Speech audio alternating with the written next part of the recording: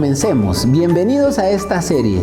¿Cómo saber en una hora si tu emprendimiento será financieramente exitoso?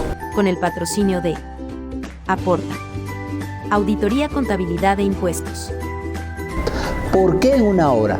Lo vamos a dividir en 4 segmentos de 15 minutos y tú en esa hora que escuches esta serie podrás entender claramente si tu emprendimiento tiene oportunidad financiera.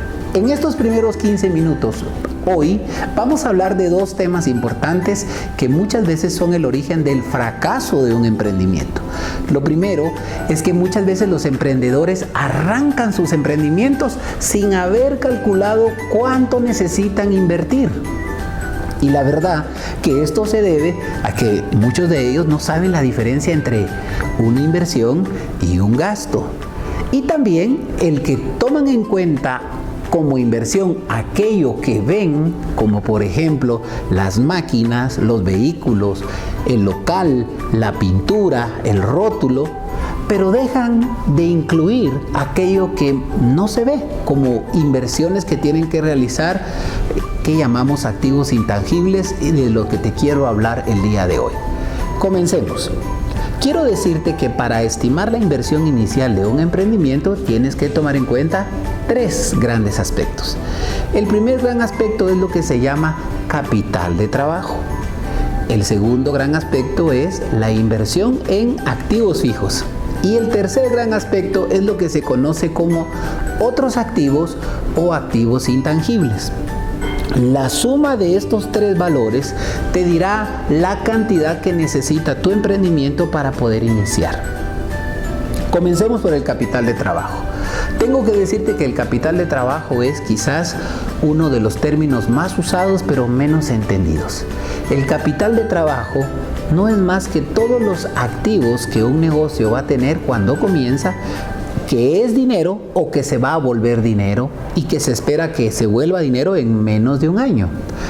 Los activos más comunes como capital de trabajo para cualquier negocio son el dinero que vas a tener en caja cuando comience el negocio, cuando abras las puertas del negocio, el inventario de mercadería, materiales, insumos, ingredientes según sea tu negocio que tú vas a tener que tener cuando arranque el negocio, y la capacidad que vas a tener o no de dar crédito o lo que llamamos cuentas por cobrar.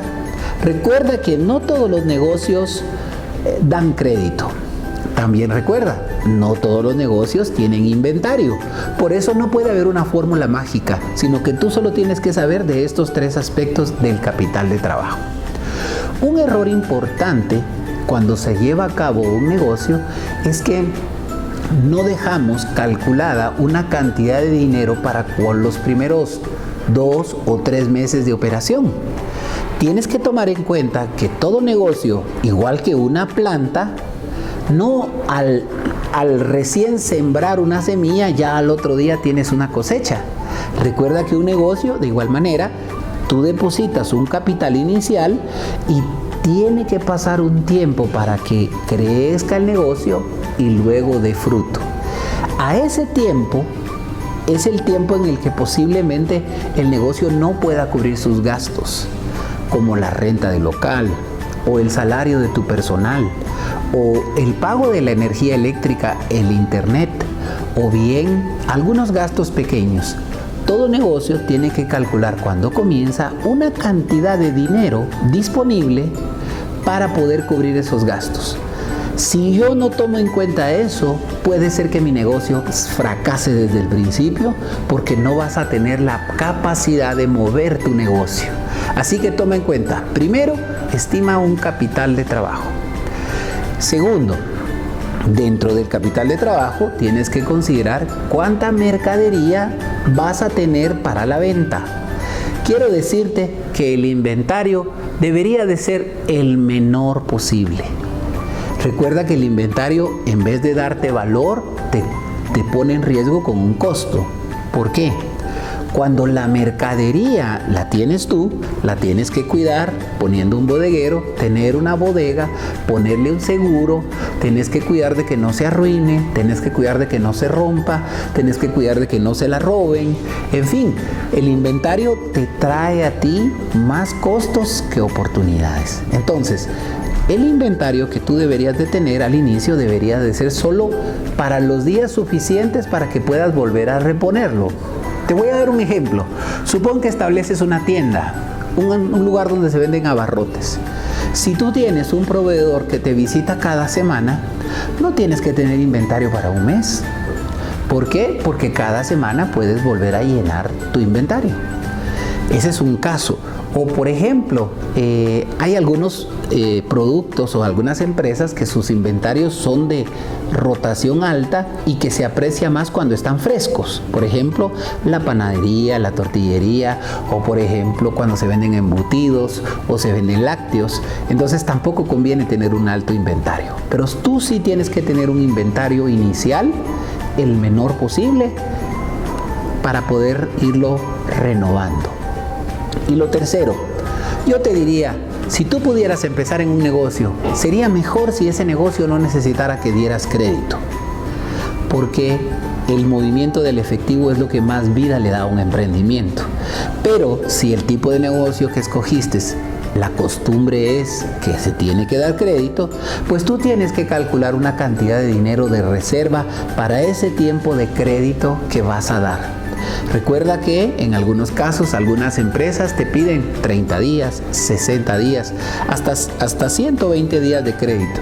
Y tú tienes que tener capital para soportar eso. ¿Por qué? Porque seguramente cuando vendas vas a necesitar pagar comisiones, pagar envíos, tener los recursos para poder sostener el tiempo que el cliente tome en pagarte. Entonces, esos tres aspectos constituyen el capital de trabajo. Primer punto dentro de tu inversión inicial. Muy bien, ahora el segundo aspecto que tienes que considerar dentro de la inversión inicial. Todo lo que es inversión en activos fijos. ¿Qué es un activo fijo? Son todos los bienes que se pueden tocar. Muebles, máquinas, computadoras, vehículos, casas, inmuebles cuando son propias, herramientas o las mejoras que le haces a un local que tú has arrendado. Eso también constituye un activo fijo. Y es lo que normalmente tomamos en cuenta, ¿verdad? Si voy a necesitar sillas, si voy a necesitar mesas, si voy a necesitar cualquiera de estos bienes, yo tengo que calcularlo. Debo de clasificarlo. Mi recomendación es que lo hagas agrupándolo según la clasificación de activos fijos que tenga la ley de impuestos sobre la renta del país donde estés viendo este video. En Guatemala, la ley clasifica los activos fijos así: mobiliario y equipo, maquinaria, equipo de computación, herramientas, vehículos y mejoras a propiedades arrendadas. Estos grupos cada uno tiene un porcentaje diferente de depreciación contable para poder aplicar. No dejes de ver este canal porque después en los siguientes programas, en las siguientes series que tendremos, te vamos a explicar qué es una depreciación contable y cualquier otra pregunta que tú tengas vas a poder enviar consultas que con mucho gusto nosotros vamos a contestar, ya sea de Guatemala o del país donde tú estés viéndonos. Pues esta clasificación de los 6 grupos de activos fijos, tú debes de estimarlo. Tengo que decirte algo aquí importante. Anteriormente los negocios compraban los activos. Hoy en día existe la modalidad de arrendarlos. O sea que eventualmente tú puedes buscar otras alternativas más interesantes donde requieran menos inversión para ti. Entonces, este es el segundo grupo que tengo que tomar en cuenta en mi inversión inicial, mis activos fijos. Vamos al tercer grupo, lo que llamamos otros activos o activos intangibles. ¿Qué es un activo intangible? Es algo que no puedo tocar. Por ejemplo, si tú vas a arrendar un local, se acostumbra que te pidan un depósito o reserva y además que pagues la primera renta. Ese depósito es una cantidad de dinero importante que muchas veces no la vas a ver de vuelta tan rápido.